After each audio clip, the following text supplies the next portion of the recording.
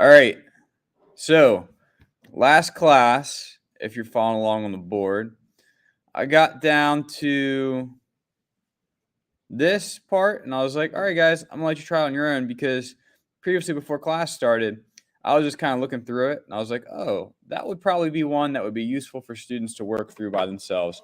Let me try and give them the basics and then see if I can hand it over to them.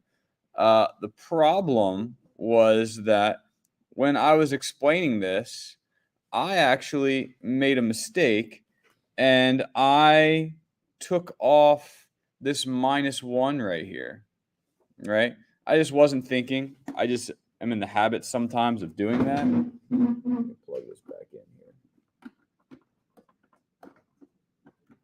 I think when I originally went through the problem, I took it off and then just did it again, or maybe it was a different problem I was messing with before. But I took that off, which probably confused you guys. Another thing that might have been confusing is that, hold on, it says my connection's kind of messy. Hold on one sec. Let me pull this back up here. There we go. One thing that you might not have known that maybe I didn't explain well, and if I didn't explain it well, that's definitely on me, that when the return actually runs, that like breaks out of that loop, right? It ends it. It's kind of like the break in Python, right? Only the return in Python is a specific thing as well, but the return will return whatever you're at right there. It will return that value and not continue through the loop, right? So if we know that, it's important to know that when you go through this, because you could run into really 3 specific places that you can change things and fix this entire problem that you are having. So if I run my code, I don't know where I left off last class in terms of what had happened or what this code is. So these are the 3 changes I made to this code. Okay, it did look like this. It looked like this and looked like this, right? I believe that's how we started. What you have to do, those 3 changes are, rather than everything kept on showing up true because it would only run one time and then return true. So you want the default to be false, right? That if for some reason it's not in alphabetical order, you want to return false first. And if everything's true at the very end, then at the end return true. So you have to flop this true to false and this false to true, right? Then by running it, you should be able to get the right answer here. Wait, did I just flip them again? No. You need to flip the sign. Yeah, the sign. Yeah. Sorry, that's what I did. Flip the sign. If the value is greater than or equal or greater than 0, the sign was less than 0 originally. So those are the 3 areas we need to flip. There, there, and there. Okay? Not sure why my computer's doing this. It keeps on cutting in and out from my screen. Obviously, it's projecting up there, but it's not showing up here. All right, hopefully that fixed it. Let's see. Okay, looks good. All right, so that is for 6. Sorry if that was overly confusing. I probably added to the confusion. Your teacher's supposed to help you, not add to the confusion, right? Okay, we have a lot I want to cover today and the next few days. So this one shouldn't be that bad. This one says, run the following code and see what it prints. We are using this remainder operator, also known as the modulo, right? And it's what's left over. If 9's divided by 4, right, the answer is 1 point something, right? What would be left over would be I'm sorry, 2 point something. 9 divided by 4 is 2 point something. Okay, so you see what the remainder is each time. The remainder is 1, 2, 3, 0, 1, 2, 3, 0. 12 divided by 4 is 3 with no remainder. 16 divided by 4 is 4 with no remainder. It says review the code above. What is the first number above to have such that n divided by 4, or the remainder 4, returns 0? Okay, the first one was 12. So if I check it, right answer. It says, what is the next number greater than 16? Okay, so think about it. If we're thinking of our 4s, right? 12. 4 times 3 is 12. 4 times 4 is 16. What's 4 times 5? 20. So 20 should be able to divide evenly. And that's correct. 20 divided by 4 is 5 with no remainder. What is the first number from 1 to 10 that is evenly divisible by 5 and returns 0? 5 would be the answer, correct? 5 divided by 5 is 1. I feel like these are questions I should be asking my second grader. What is the last number? What'd you say? 10. 10 divided by 5 is 2 with no remainder. Looking deeper, look at the code above for the numbers such that return 1. Okay? How do these numbers differ from the ones that return 0? It's just 1 more than, right? Can we say that? So n plus 1? Because before we were calling it, right, whatever n was divided by 5. If n, so we'll say if n is evenly divisible by 4, n plus 1 would return a remainder of 1. Okay.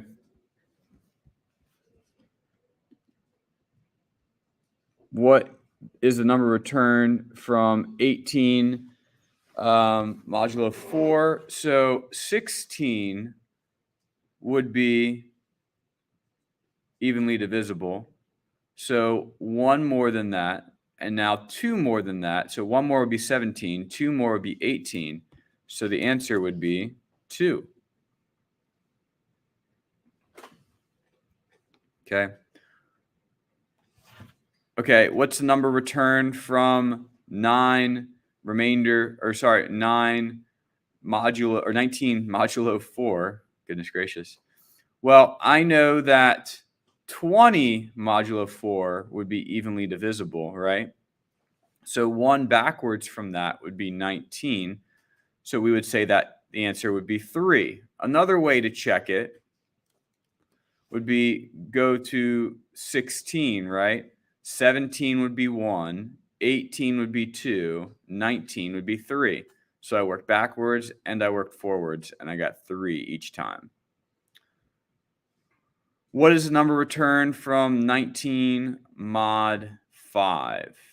Okay, so with that, I know that 20 mod 5 would give me no remainder. So if I'm working backwards from that, if I take 1 away from 5, that would be 4. So 19 mod 5, the answer would be 4. 19 mod 6. Okay, let's think of 6. We have 6, 12, 18. So how far away is 18 from 19? 1. Please make sure you are following along and not doing stuff for another class. Okay, you need to have your computer out, and I need to make sure that you are in CSAwesome. Okay. If you are not in the right place. So please go to CSAwesome. Okay. 474, long division with a remainder. Okay. What number is the remainder when you divide 79 by 5?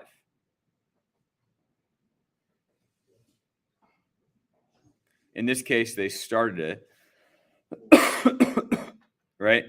So we bring this down, the 9 down, 29. Like I said, I'm awful in doing math in my head. Even when there's a visual representation there, if I can't draw things out, then it ends up being a problem for me. It could be because we know 80 is close to it, right? So 80 divided by 5 would divide evenly. So 1 less than that would be 4. You're correct, Logan. I was looking to finish. They had started the long division here, so I wanted to do it that way. So if we were to do it that way, right, we can do 79 divided by 5. Obviously, right here, 5 goes into 7 once. 1 times 5 is 5. They bring that down, you get 2. And then 29 divided by 5 would be 5. Okay. The 5 times 5 is 25. I would bring that down. 29 minus 25 would be 4. So a bit longer, but for bigger problems, you might have to do that. Especially if you're like me and can't do math in your head well.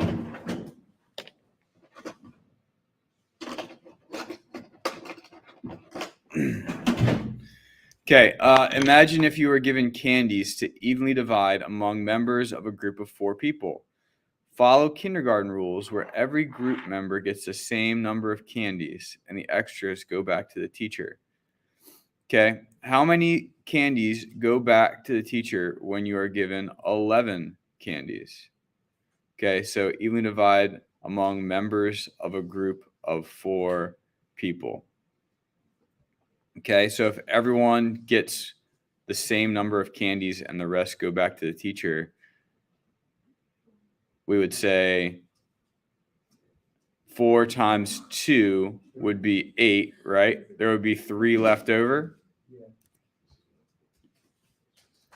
3. How many candies go back to the teacher when you are given 2 candies? Yeah, you wouldn't give any of them out, right? You wouldn't give them the 2 kids. Okay, describe the remainder operator. Describe what this does in your own words. It returns, let's say it divides the first number by the second number and returns the remainder.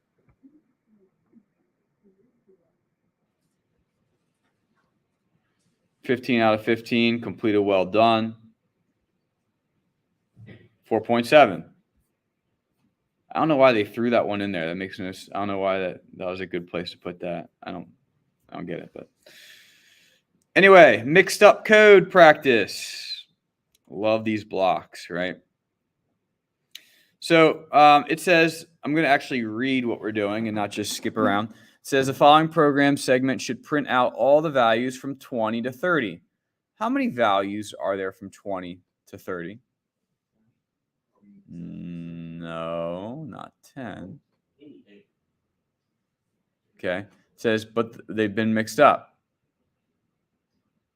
Wait. 8? Yeah, because like 20 and 30 aren't included, right? It says from all the values from 20 to 30, starting at 20 and going up to 30, right? It wouldn't be 10. How many values would it be? 11. Yep. You guys are trying to confuse me. 8. I was like, where the heck did you get 8?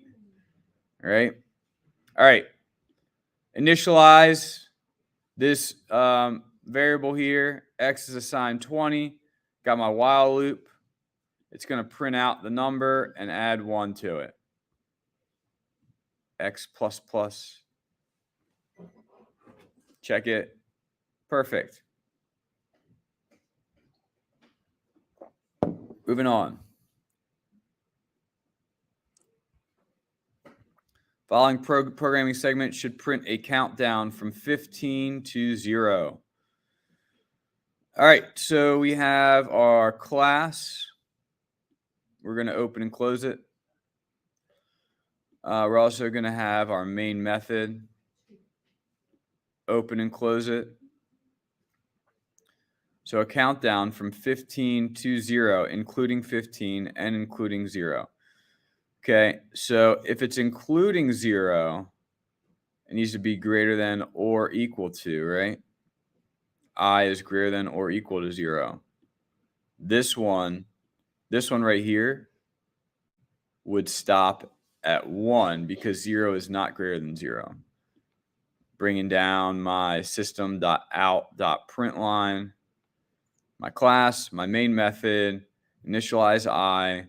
As long as I is greater than or equal to 0, run through this loop, subtract 1 each time. This should give me 15 through 0. Let me check it. Perfect. All right, this is where I usually start getting too arrogant and not reading the problems, right? So make sure I'm still reading them. The main method in the following class should print up from 0 to 50 by 5s. Okay? So we need to make sure that we increment each time by 5. My class and my main method, close both of them. Open class, open my main method, close both. All right, so let's initialize. I is starting at 0. Okay, X is starting at 0. Sorry, X is assigned 0. And we're including 50. So while X is less than or equal to 50, we want to open, print it out, and then we got to increment it each time, right? So we want to add 5 to it. 0, 5, 10, 15, all the way up to 50. Okay, so I have my class, my main method, I initialize X, all the values that are less than or equal to 50, I'm going to print out one at a time, loop through, and I'm going to add 5 each time. Okay, so I should get 0, 5, 10, and so on. Check it, completed, well done. All right, we want to print out the values from 0 to 100 by 20s. Open my class, open my main method, close my main method, close my class. I always like doing those first, just to make sure I'm closing everything that I open, and 2, it also just takes more blocks out of here, so there's less to choose from and looks a little cleaner, right? So I'm using a for loop. I'm starting at 0, and I am going up. So I'm going to use this one because I'm initializing I to 0. As long as the values are less than or equal to 100, I'm adding 20 to I each time, right? I'm then going to open my for loop curly braces, close it, and I'm printing out what I is. Check. Completed, well done. Questions on this? We're rolling. We're good. Everyone have a good weekend. Yeah, everyone ready for Thanksgiving? Yeah. I'm ready for my extended break, right? I'll be making videos while I'm gone. So I won't leave you. Okay, I'll also be grading everything. So I'll be sitting there in Mexico grading all your work. Public class test 1. Okay, I'm opening up my class. I should probably read. Like I said, usually it's about here where I stop reading. I should probably keep reading. The main method in the following class should print out the values from 100 to 0 by tens. My daughter memorized the way she memorized her tens. There's a song. It was like 10, 20, 30, 40, 50, 60, 70, 80, 90, 100. I don't know if you guys learned that, but that's how she learned it. But then counting backwards, when she first learned that, she couldn't do it backwards. So 100 is what I'm starting with, working down. Open up my main method. Going to close my main method and close my class. Okay, my for loop, I'm starting at 100, so I want to initialize I to 100, right? As long as I is greater than or equal to 0, I'm going to count down by tens each time. And then I'm going to print it out. So it should read like this. Got my class, my main method, my for loop, initialize I to 100. As long as it's greater than or equal to 0, I'm going to go ahead and subtract 10 each time. So it starts 100, then 90, then 80, then 70, then so on, all the way down to 0. Print it out each time. I've created my loop. Check it. Well done. Okay.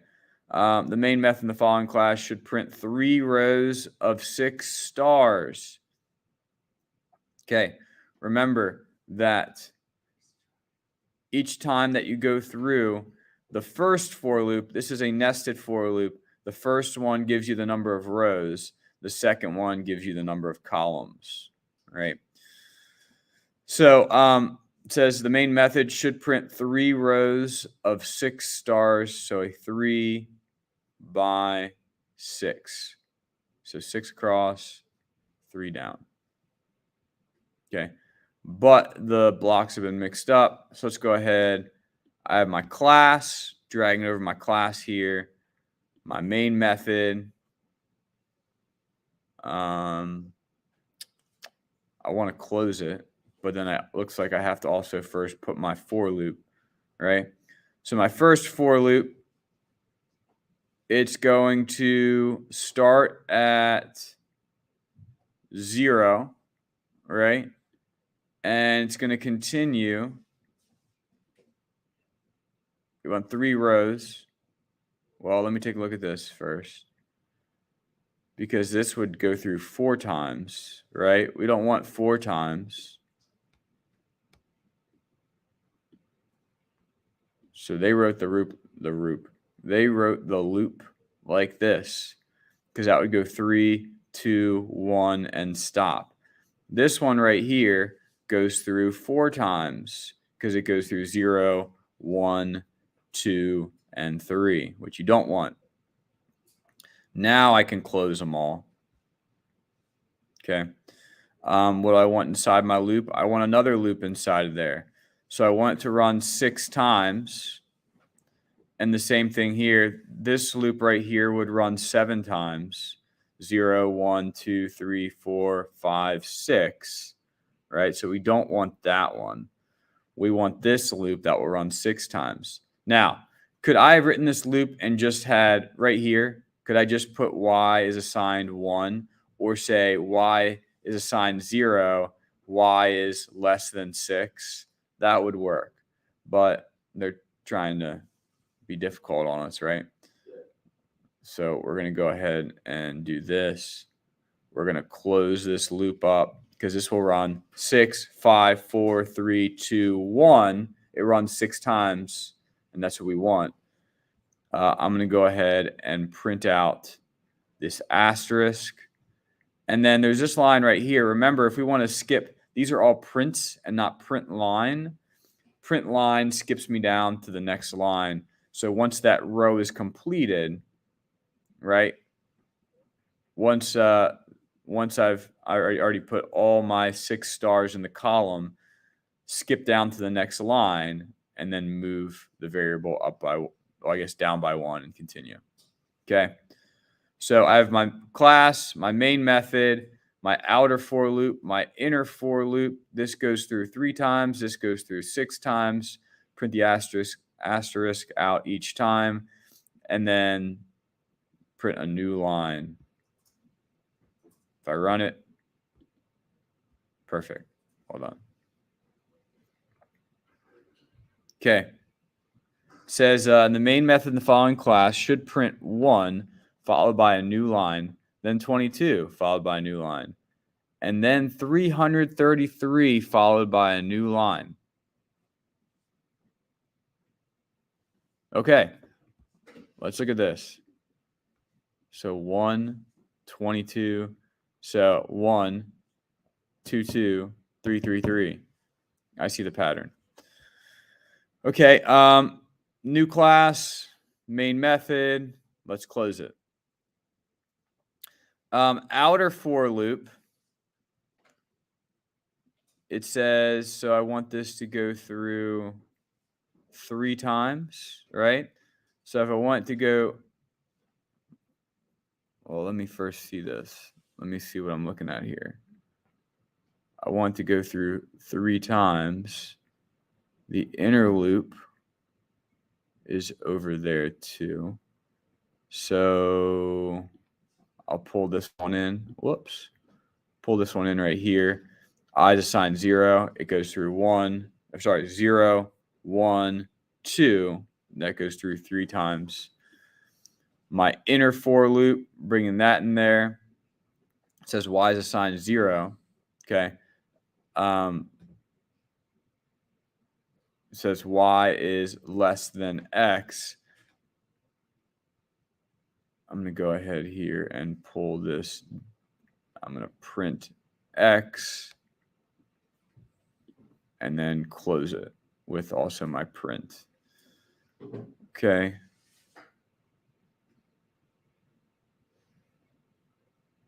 Okay, int y. Sorry, I was reading through this improperly.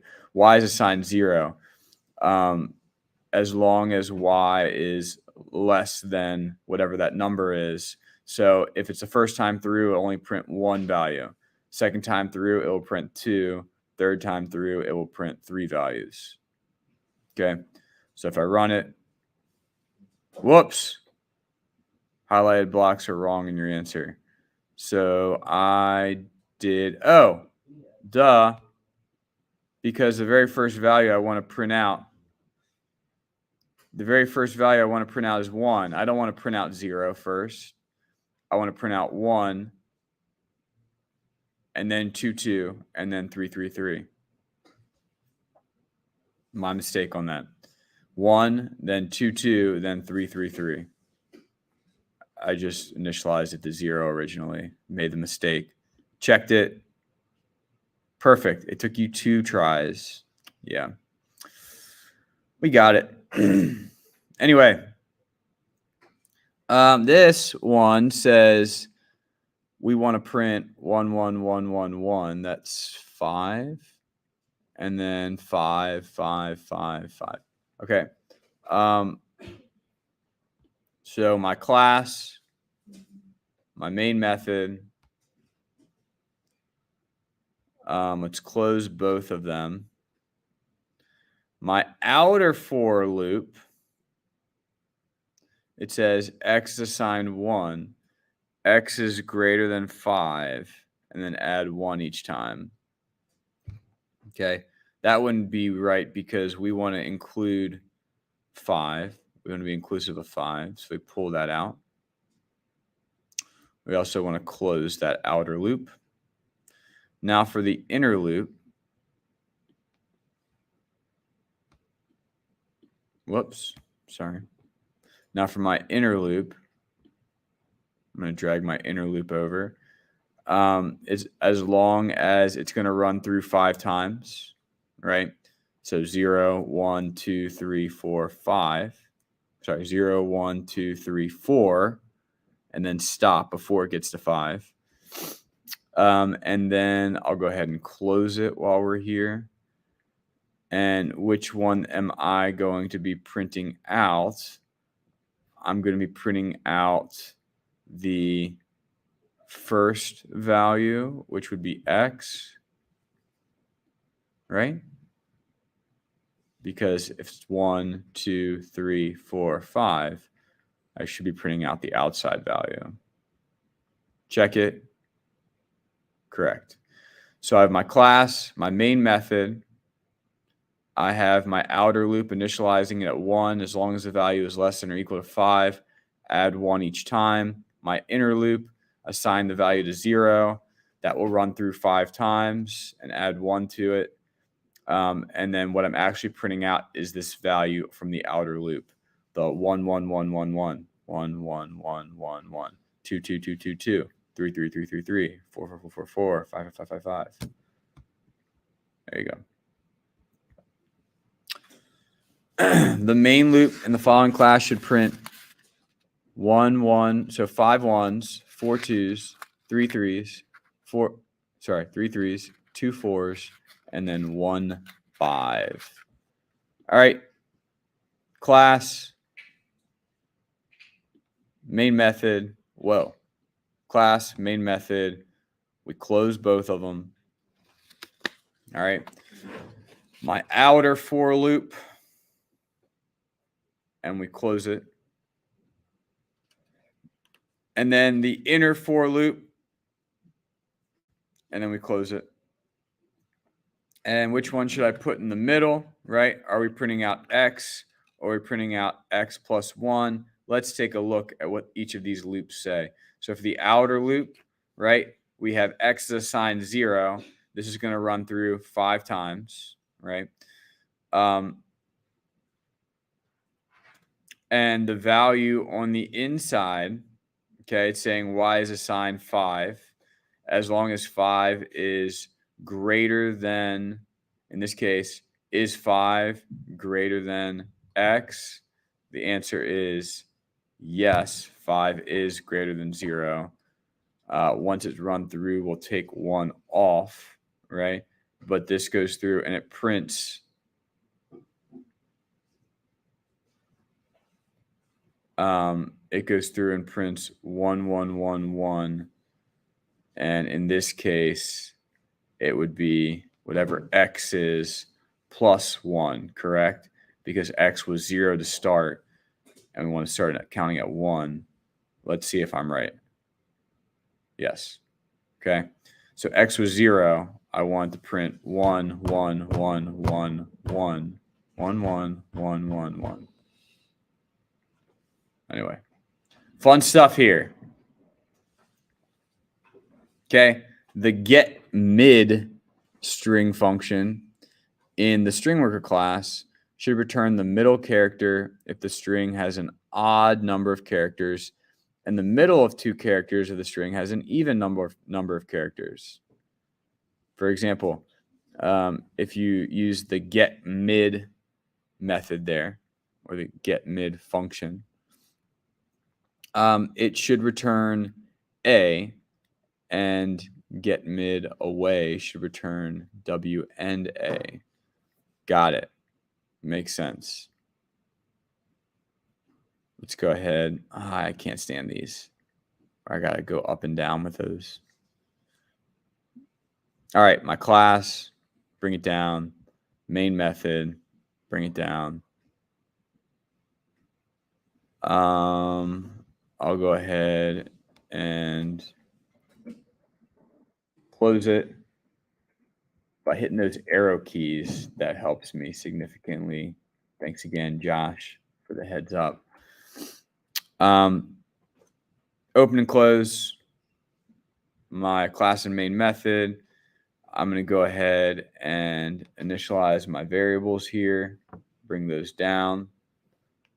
Okay, the string length, however long the string is. The mid would be whatever the string length is divided by 2. Okay, I'm going to return, I'm going to have this if here.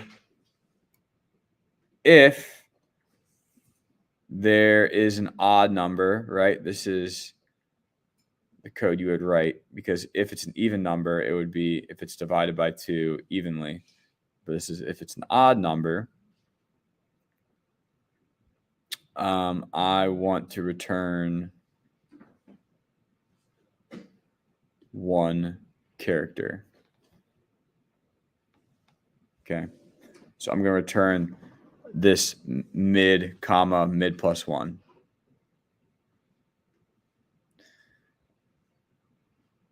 Else,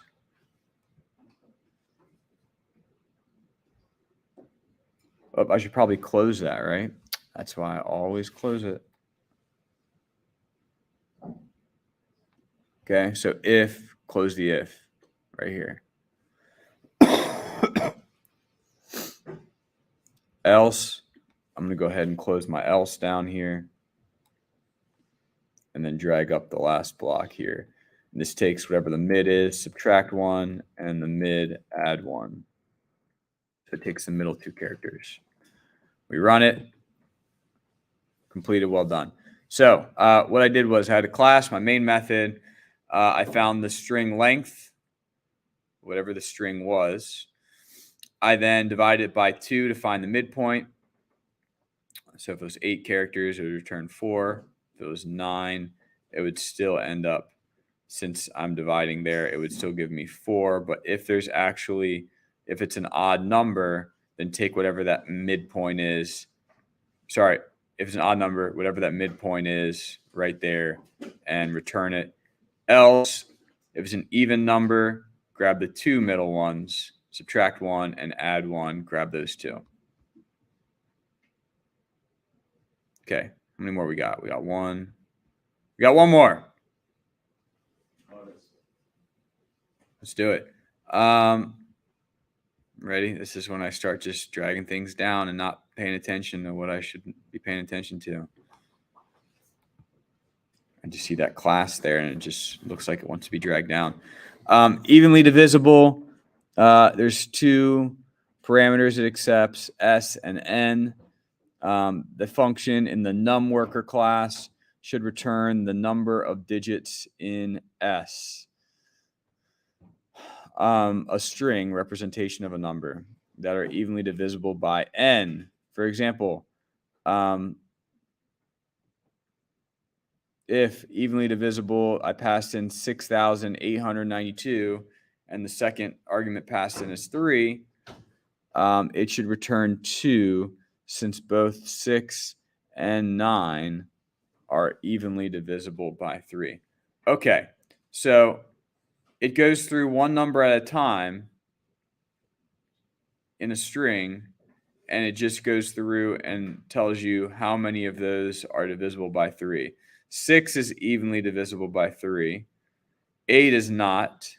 9 is, and 2 is not. So it returns 2.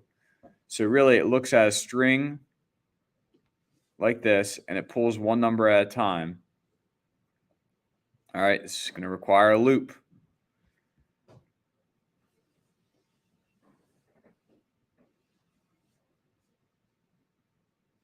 So it wants me to write this class that does this, or this, let me drag this down here.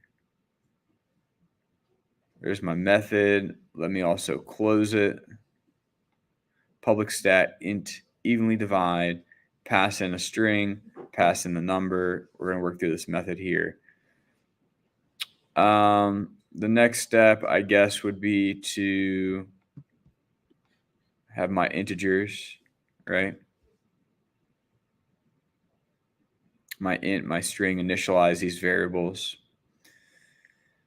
And then I'm going to go ahead and open up my for loop.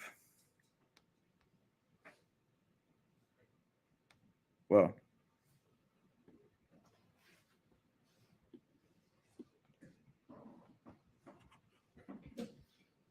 My screen just disappeared.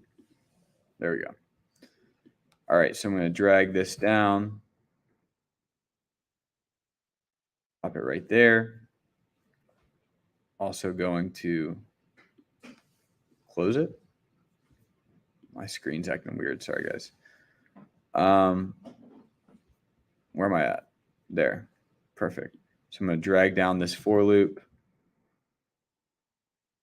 Close that for loop. And I'll have my if the number is evenly divisible by whatever number n is, I'm going to go ahead and close it.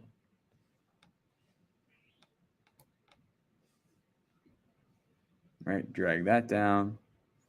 Let's see what I have left here. I have, I'll say CNum is assigned integer parse dot, give you C digit. So I'll go ahead and drag down C digit down here and drop it in there. I'll go ahead and drag down CNum and put it in here. I'm sorry, these would go above. And then I'm going to make sure to add 1 each time to n. And then at the very end of all of that, I'm going to return whatever the count is. So let me just look through this. I'm dragging and dropping. Sometimes I make mistakes. So I have my class. I open it up. I then am making this method here. I'm passing in string s and string n. So if the string was like 2593, okay, that goes in as a string, and then check which of these numbers are evenly divisible. Going through CNum, okay, so we're counting the numbers, and then my digit, whatever that is, whatever digit I'm at, will be starting at blank, and my count, which is going what I'm going to finally return at the very end, is going to start off as 0. Okay, so my for loop goes through. It starts at 0. And says, all right, as long as we're going through this, we're going to start at the very first index, right, which is 0, and move all the way through the length. Okay, as long as it's less than the length, we'll add 1 to it. So my C digit originally was blank, right? But we're going to go ahead and take S, find that very first 0 to 1, okay? And then it says CNum integer.parse. Okay, parse int C digit. Okay, we're passing it in to make sure it's an integer, right? Then if CNum divided by whatever n is, if it divides evenly, add 1 to the count. Okay, once it goes all the way through at the very end, we're going to return that count. Let's see if I messed up. I did not. Looks good. There is a typo there, right? If is evenly divisible. How dare they preach attention to detail and they can't even spell evenly right. Completed. Well done. How much time we have left? 4? What does return count doing right here? All right, let me go back.